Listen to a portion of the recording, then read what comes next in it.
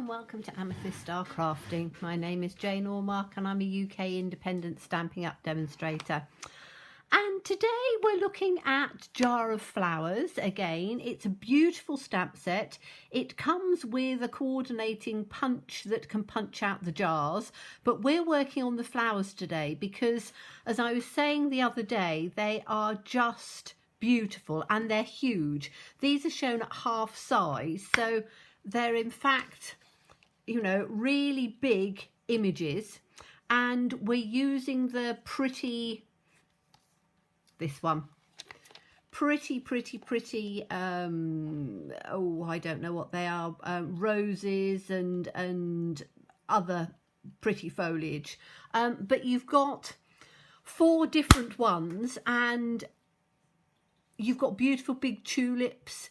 You've got ones that will work for winter time because you've got sort of little berries and things like that in there. You've got the sunflowers for the late summer, early autumn. And as I say, you've got the roses again, which come from sort of spring into summer. So really loving using this one. And I thought we would do something which is a technique that I've done a few times, but I always enjoy doing it.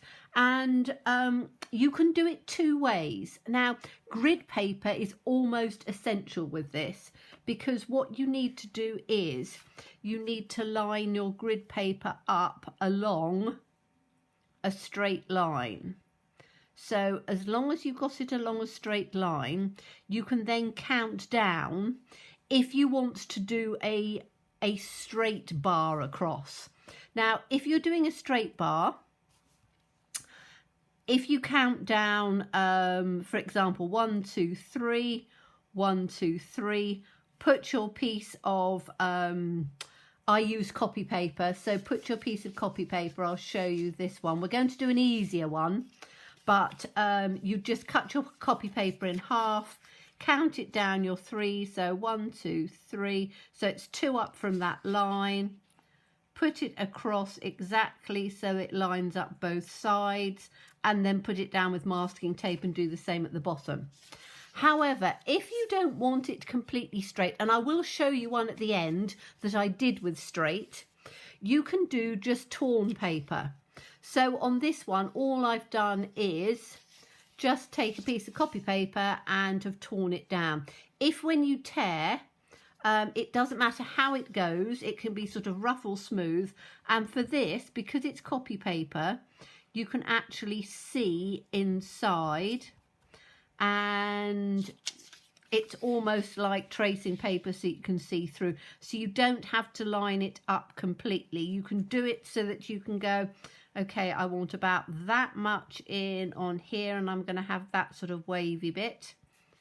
And this one I'm going to take just up just a little bit like that. Then you need to take some, I've just got some low tack masking tape, and I tend to put it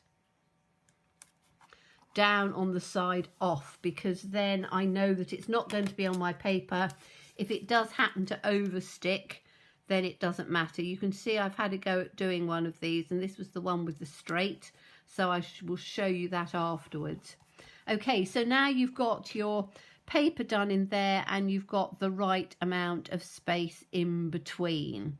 Okay, so it's not a huge amount, it's just sort of giving you a line. I've then cut a mask just round the edge, because as we do the stamping across, we don't want that to go in. Now, I've chosen 3 colours which are going to complement each other, which are 2 pinks. So we've got Flirty Flamingo and Magenta Madness, so 2 tones of pink, and then we've got a So Saffron, but you can use any yellow and any 2 shades of pinks or purples or whatever colour you want. So we're going to start with the Flirty Flamingo, and I'm just going to make sure that I've cleaned off what I was using earlier on, and you're literally just going to take it off and work your way down through on here. So starting from the outside and then just working through. And I'm doing it all the way across in the one colour because I want to have this colour going through first. And as I say, you can build it up as you go along, getting it darker or lighter. Really doesn't matter depending how you want to do it. So you can have dark or light, but the blending brush does give this beautiful smooth finish. So I'm just taking it down on there.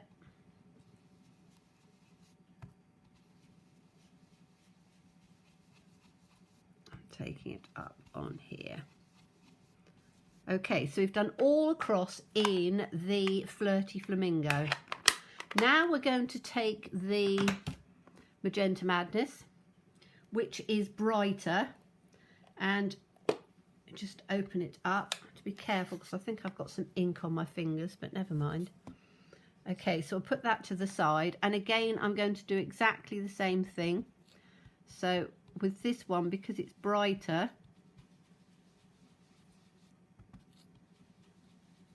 I can give quite a nice bright, oh, if it slides a bit, then I've just slid it just a tad, but that should be all right on there. Okay, and it's only because I haven't stuck this down completely. Then we're going to do another bit in from the center,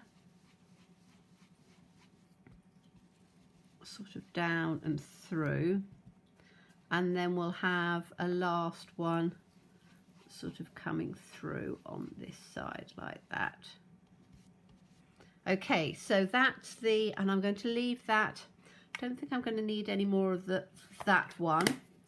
And then I'm taking the yellow, and the yellow really just pops through with the colours. Now this is so saffron, but you can use any tone of yellow you want. Now I'm just cleaning my brush a little bit, and we're going to take this one down from the bottom, and it gives almost like an orangey tone coming through. So I want just a little bit coming through from there. I'm going to have some coming up from here, and this I'm going to take right the way down through here. Whoops, slid it across again. I should have taped it a little bit better, but as I say, you can slide it back a bit. So I'm just going to take a little bit up in on there, put that in there and that in like that, and then I'm just going to take the Flirty Flamingo again to just give just a little bit more colour in, because I want this to be quite sort of bright and vibrant. So I'm just going to take a little bit of the Flirty Flamingo just in on the pieces that I just want to sort of blend through on here. There we go. So we've got some bright colours coming through like that.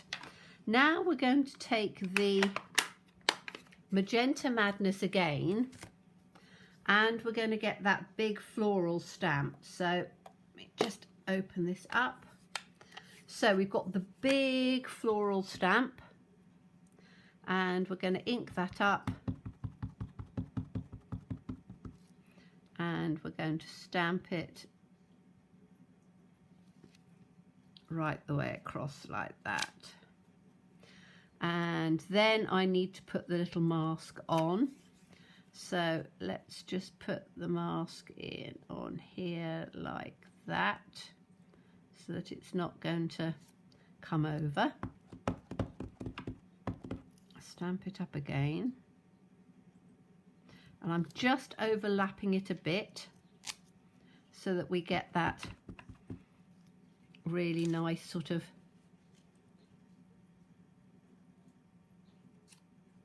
precise piece rather than it being over. And then I'm just going to move it across so I get more of the flower in, because I wanted the flower to come in like that. Okay, then let's just put this back on here. Then we're going to just take off our tape, which I can run through like this, which is tearing now because, as I say, it's depends how low tack your tape is. This is just ordinary sort of masking tape, so it's not the greatest, but it works. But whatever tape you have, so that you can just take it off. I can move those out of the way because I don't actually need to use those again. But you can see you've got a really lovely mottledy line with the pattern running through on it. Then all we need is a sentiment, and I've taken from the, let me find, what have I done with that stamp set? It's down on here somewhere, isn't it? So we've got the Jar of Love on here, and then the sentiment I wanted to use was, if I can find what I've done with it, it should be just, oh, here it is. I've just put it down here on the, just fallen down on the side of my desk. Okay, so this was the Quite Curvy, and I love that Made with Love Just for You, because I think that works just beautifully. So let's take that one out, which is, there we go, Made for Love Just for You. I do like the Quite Curvy stamp set. I think it's been one that I've used so much. It's just, yes, it's just beautiful. So we're going to just give that a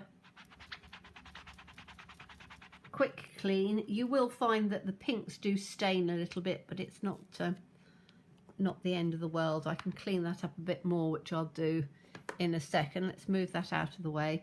Then we're going to have the Made for Love. And I want this in a black because I want to contrast it quite a lot with the pink, because this is quite vibrant and bright, but it just will make it up. So I'm going to put that down on this side like that, and you can see how it just tones through.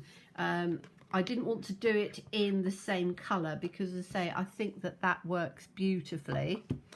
And then all we need to do is to take a piece of the Magenta Madness and put that on there.